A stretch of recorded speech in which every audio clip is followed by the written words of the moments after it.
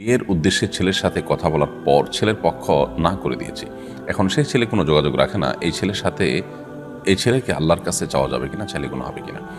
যেহেতু বিয়ের আলোচনা হওয়ার পর একটা পর্যায়ে সেটি না হয়ে গেছে, সিদ্ধান্ত বিয়ে হবে না এই মর্মে হয়ে দুপক্ষ আলাদা, আলাদা যার, যার মতো করে ভাবছেন।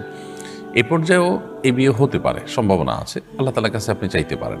কিন্তু আ এই নির্দিষ্ট ছেলেকে চাওয়াটা আসলে এটা কোনো অর্থবহ কোনো চাওয়া নয়। উত্তম চাওয়া নয়। উত্তম চাওয়া হলো, আল্লাহ আপনি যেখানে আমার জন্য মঙ্গল হয় সেখানে বিয়ের ব্যবস্থা করে দিন, তার সাথে বিয়ের ব্যবস্থা করে দিন। এই জায়গায় যদি মঙ্গল হয়, আল্লাহ আপনি আমাকে এখানে এই জায়গায় এই লোকের সাথে বিয়ের ব্যবস্থা করে দিন। এভাবে দোয়া করা যেতে পারে। কিন্তু এর বাইরে আসলে আ আপনি যদি নির্দিষ্ট করে শুধু এই লোকটাকেই চান, তো এই চাওয়াটা যথাযথ চাওয়া নয়। কারণ আপনি যাকে মনে করছেন তাকে পেলে আপনার ভালো হবে, তাকে পেলে ভালো আপনার নাও হতে পারে।